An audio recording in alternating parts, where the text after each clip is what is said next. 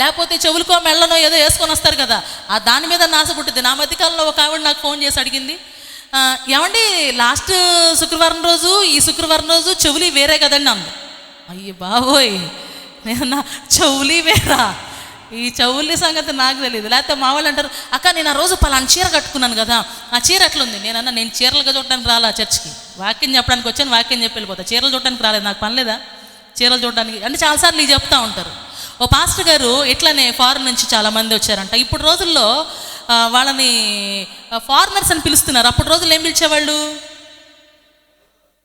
తెల్లదొరలు. ఎందుకంటే ఇప్పుడు మనలాంటి నల్లదొరలు వచ్చేస్తారు కాబట్టి వాళ్ళకి దొరలని ఛాన్స్ లేదు. మనలాంటి నల్లదొరలు వచ్చారు కాబట్టి వాళ్ళని ఎవరు దొరలు అని పిలవట్లా, మనమే దొరలం అయిపోయాం కాబట్టి ఒట్టిగా వాళ్ళు ఫారినర్స్ అని పిలిపించుకుంటున్నారు. అయితే వాళ్ళు ఒక ఆయన మంచి స్వింగ్లో ఆయన నడుచుకుంటా చెప్పాడంట, God is good, he conquered peace. ఎక్కడ? గోదావరి జిల్లాలో అని చెప్తున్నారు. చాలా ఎంథూజియాస్టిక్గా, చాలా పవర్ఫుల్గా చెప్తా ఉన్నారు.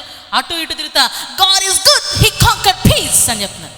ఇక్కడ పక్కన సువార్తరాజు గారు లాంటి ట్రాన్స్లేటర్, ఈయన పక్కన మంచి జోరులో ట్రాన్స్లేట్ చేస్తూ ఉన్నాడు. చేస్తూ ఉంటే దొరగారు పాపం అటు ఇటు 4 సార్లు తిరిగారంట. తిరిగిన తర్వాత ఆయనకు ఎదురుగా ఉన్నవాళ్ళు వింటున్నారా లేదా డౌట్ వచ్చి అన్నారంట, ఈజీ ఫాలోయింగ్ మీ అని అడిగారంట. అయ్యారండి, అవునండి అని చెప్పారు. ఈయన సరే పిలిచారు. దొరగారు చెప్తుంది, నీకు అర్థమైందా? బావయ్య నాకు బాగానే అర్థమైందండి బావయ్య, మంచిగా అర్థమైందండి. ఏం అర్థమైందో చెప్పంటే, ఈయన దొరగారు మంచి స్వింగ్లు వచ్చి God is good, he conquered peace అన్న. బాగా వచ్చేసినదండి అన్న.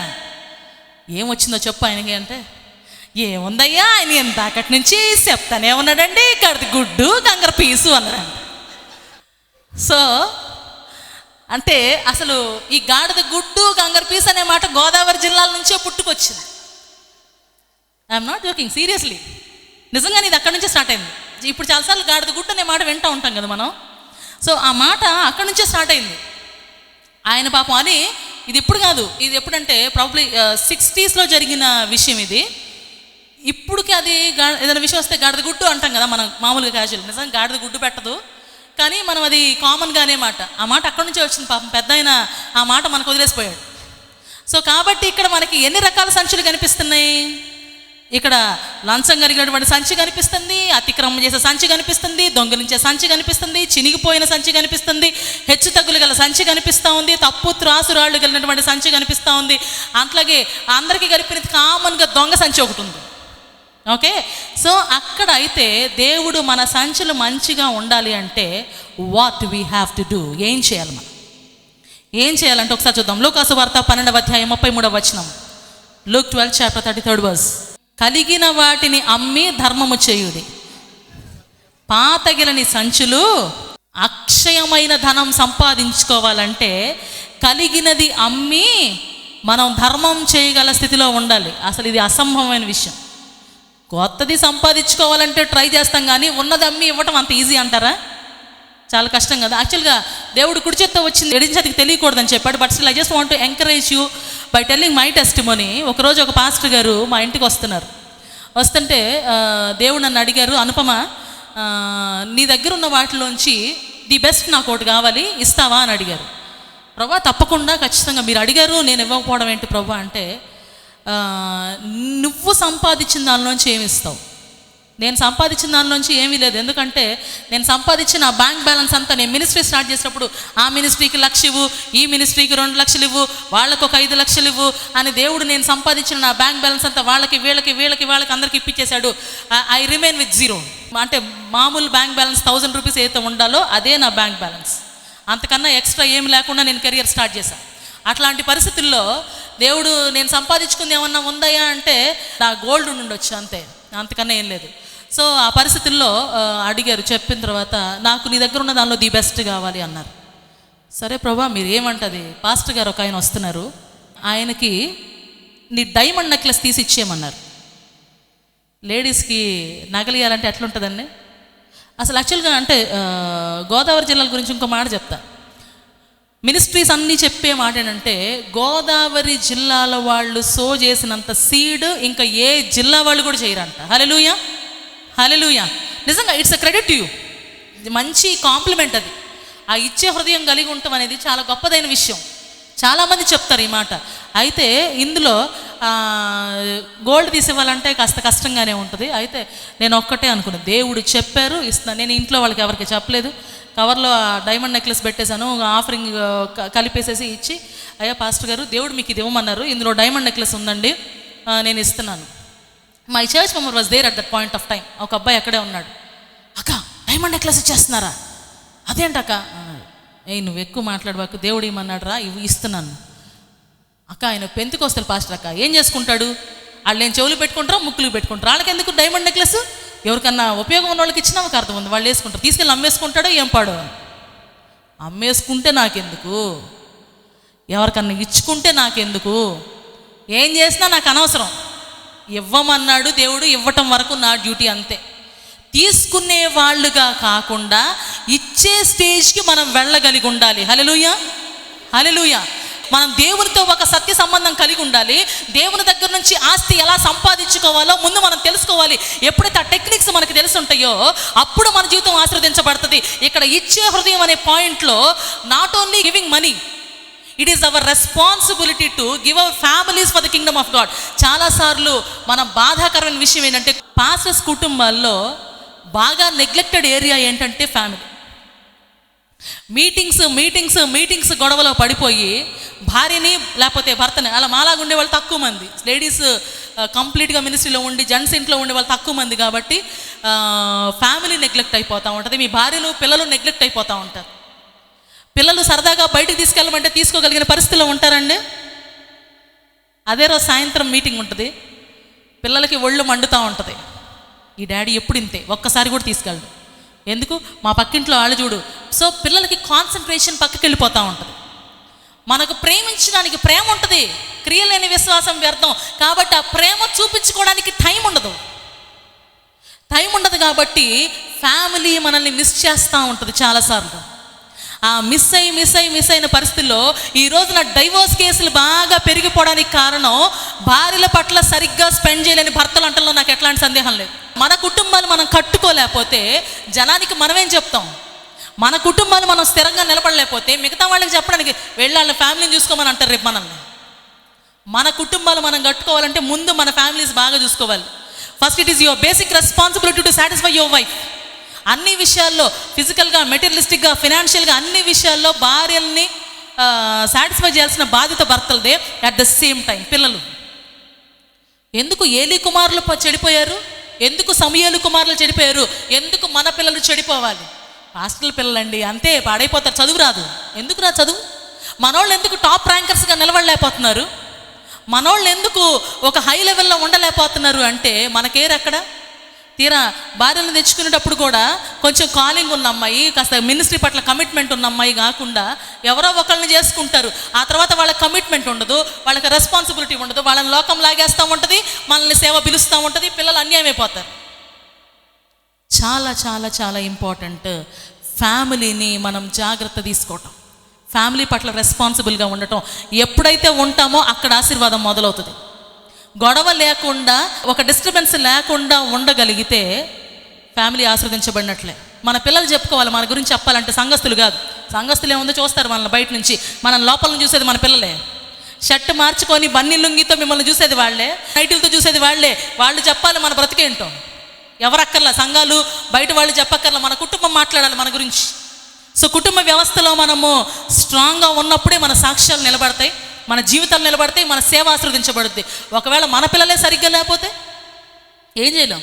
మన పిల్లలు చిన్నప్పటి నుంచి భోజనపు బల్ల చుట్టూ ఒలివ మొక్కల వలె పెరగాలి. హల్లెలూయా, హల్లెలూయా. మన ఫ్యామిలీస్ చాలా ఇంపార్టెంట్, మన పిల్లలు చాలా ఇంపార్టెంట్, మన మ్యారిటల్ లైఫ్ చాలా ఇంపార్టెంట్, మనం స్ట్రాంగ్గా ఉండటం చాలా ఇంపార్టెంట్. ఎప్పుడైతే ఇక్కడ మనం బలం కలిగి ఉంటామో సంఘస్థులకి మాట్లాడడానికి సౌండ్ ఉండదు. ఎప్పుడైతే మనం డల్ అవుతామో, ఒక కార్నర్లో డల్ అయితే చాలు, టప టప టప టప 4 రాళ్ళు వేసి పడేస్తారు. అందుకే మన సంచి జాగ్రత్తగా ఉండాలి. అందుకే మొదటి సమూయేలు గ్రంథం 17వ అధ్యాయం 4వ వచనంలో కనుక మనం చూస్తే, ఇచ్చే హృదయం మనకి ఎప్పుడైతే ఉంటుందో, అది కుటుంబమైనా, పిల్లలైనా, జీవితమైనా, డబ్బైనా, ఏదైనా సరే, అప్పుడు మనకి ఎట్లాంటి సంచి ఉంటుందో చూద్దాం ఒకసారి. It shows David's obedience to his father. దావీదు తన తండ్రి పట్ల చూపిస్తున్నటువంటి విధేయత మనకి ఇక్కడ ప్రస్ఫుటంగా కనిపిస్తుంది. ఒక దేశానికి చిన్న వయసులో రాజు అవ్వాలి అంటే విధేయత కావాలి. మన తర్వాత మన మినిస్ట్రీ హ్యాండ్ ఓవర్ చేసుకోవాలంటే మన కుమారులు మన కుమార్తెలు దేవుని దగ్గర సిన్సియర్గా ఉండాలి. దావీదు విధేయత కలిగి ఉన్నాడు కాబట్టి సంచిలో 5 రాళ్ళు వేసుకొని బయలుదేరాడు. సో ఆ సంచి తనకు విజయాన్ని తీసుకొని పెట్టింది, 5 రాళ్ళు ఉపయోగించాల్సిన అవసరం రాలా. కాబట్టి మన పిల్లలు సరిగ్గా ఉంటే నెక్స్ట్ మన మినిస్ట్రీస్ బాగుంటాయి. మన సేవ కొనసాగాలంటే మన పిల్లలు మన కుటుంబం బాగుండాలి. సో దేవుని పట్ల విధేయత కలిగిన వాళ్ళుగా, విశ్వాస్యత కలిగిన వాళ్ళుగా మనం ఎప్పుడైతే ఉంటామో, దావీదు తన తండ్రి చెప్పిన యావత్తు చేశాడు కాబట్టి దేశానికి రాజు అయ్యాడు. అంటే అంతకుముందు తను రాజుగా అభిషేకించబడినప్పటికీ కూడా ఆ తర్వాత తన విధేయత కొనసాగుతూ వచ్చింది. అదే రీతిగా మన జీవితంలో కూడా మనం విధేయులుగా ఉంటే దావీదు సంచి దావీదుకి విజయాన్ని ఇచ్చింది. మన జీవితంలో మన సాక్ష్యం అనే సంచి మనకు విజయాన్ని ఇస్తుంది. ఈ విజయం కావాలి అంటే మనం దానికోసం ప్రయత్నం చేయాలి.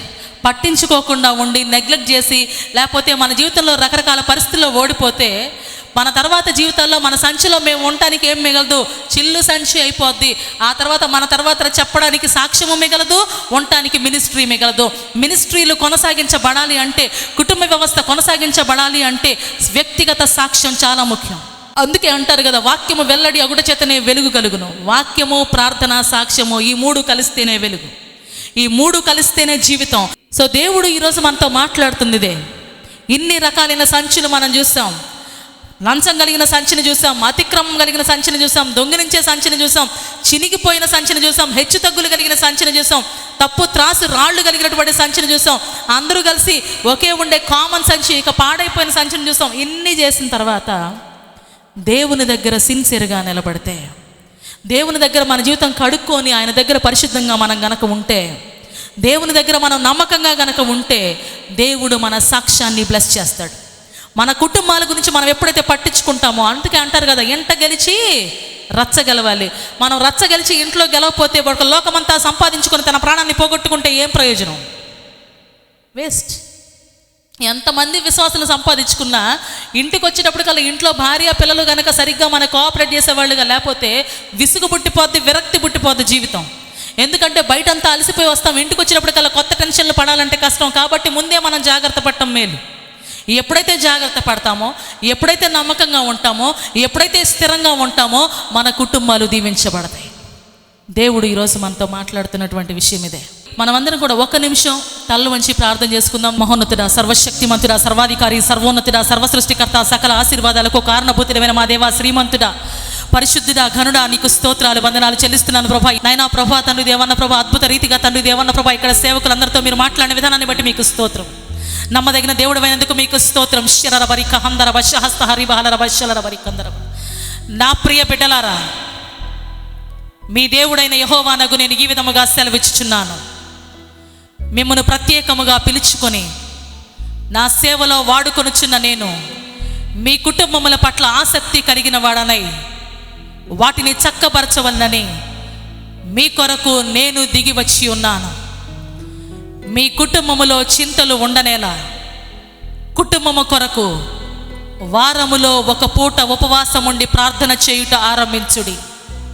మీ కుటుంబములు దీవించబడుటకు, మీ సంఘముల ఆశీర్వాదము కొరకు, మీ జీవిత భాగస్వాములు నమ్మకస్తులుగా ఉండుటకై, మీ కుమారులు మీ కుమార్తెలు నా కొరకు ప్రతిష్ఠించబడిన వారిగా ముందుకు సాగుటకై వేరి వాటిని ప్రక్కన పెట్టి కేవలము మీ కుటుంబము కొరకు ఉపవాసం ఉండి ప్రార్థన చేయుడి.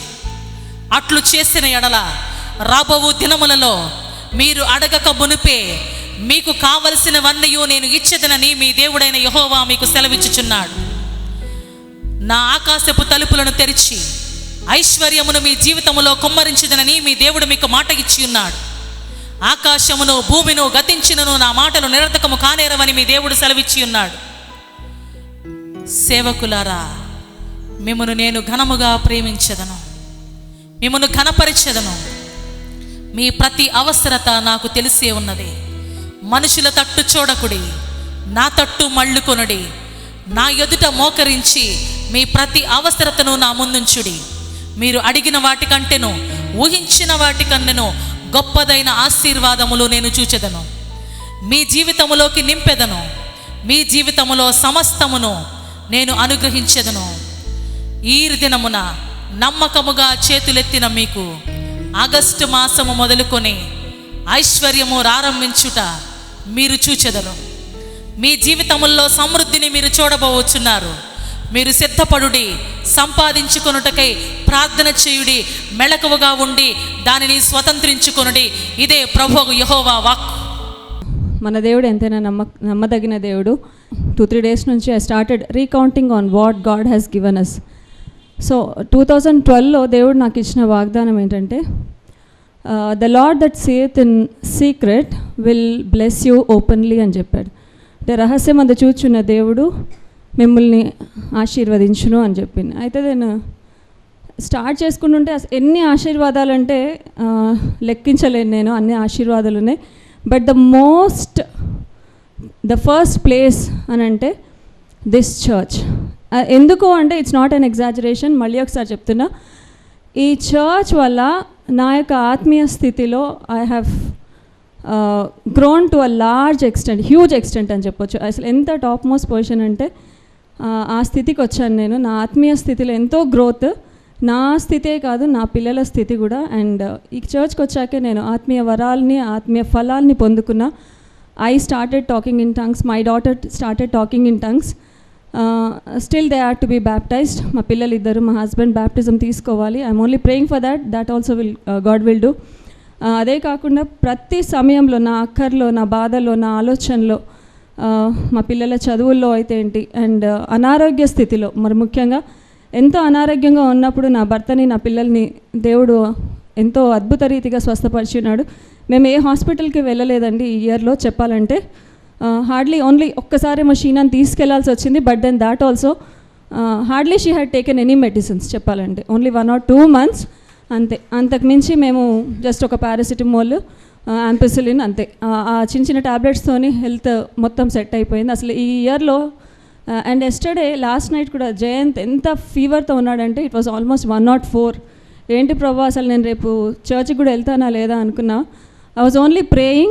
I prayed and I gave him the oil, వాటర్లో ఆయిల్ వేసి అతనికి ఇచ్చానండి. వితిన్ ½ an hour లేచి గెంతులేయడం చూసాం. ఎన్నో అద్భుతాలండి. నా స్టడీ విషయం, నా PhD ఓన్లీ అడ్మిషన్ ఒక్కటి మిగిలిపోయింది. అది కూడా ఇన్నిచ్చిన దేవుడు అది కూడా ఇస్తాడు. నా ఎంట్రన్స్ అయితే ఎంట్రీ, నా ఇంటర్వ్యూ అన్ని క్షణాలలో జస్ట్ వితిన్ 10 minutes నా PhD ఇంటర్వ్యూ అయిపోయింది. అండ్ చాలా చాలా బాగా చేశాను నేను అది ఇంటర్వ్యూ కూడా. I'm only waiting for my admission. అంతకన్నా ఇంకా మించింది ఏంటంటే నా పిల్లలు ఇద్దరు చీకటి శక్తుల బంధకాల నుండి విడుదల పొందారండి. That was the greatest thing I got this year. So దేవుడు తప్పకుండా మన ఆశీర్వదించి కనికరించి దేవుడు అందుకనే అద్భుతమైన సంఘాన్ని నాకు ఇచ్చాడని చెప్పి. And that is the biggest reward I got. And I keep on recounting. ఈ రోజంతా కాదు, రేపంతా కూడా సరిపోదు. సో సకల ఘనత మహిమ ప్రభావాలు దేవునికే చెల్లునుగాక. ఆమేన్. ఉద్యోగం లేదా సంతానం కావాలనుకుంటున్నారా? మీ పిల్లలు మీ మాట వినాలనే కోరికుందా? దేవుని ఆశీర్వాదం పొందాలనుకుంటున్నారా? ఒకవేళ దీనికి ఆన్సర్ ఎస్ అయితే మీరు తప్పక మా సంఘానికి విచ్చేయండి. మా second branch address Jehovah Jireh ministries, 2nd floor, Reliance fresh building, besides Bata showroom, Santosh Nagar cross roads, Santosh Nagar. ప్రతి ఆదివారం ఉదయం 7 గంటల నుంచి 9 గంటల వరకు ఆరాధనలో పాల్గొనండి, ఆశీర్వదించబడండి. Jehovah Jireh Ministries, road number 8, Habsiguda, opposite Bhashyam school, Hyderabad. 9949513703.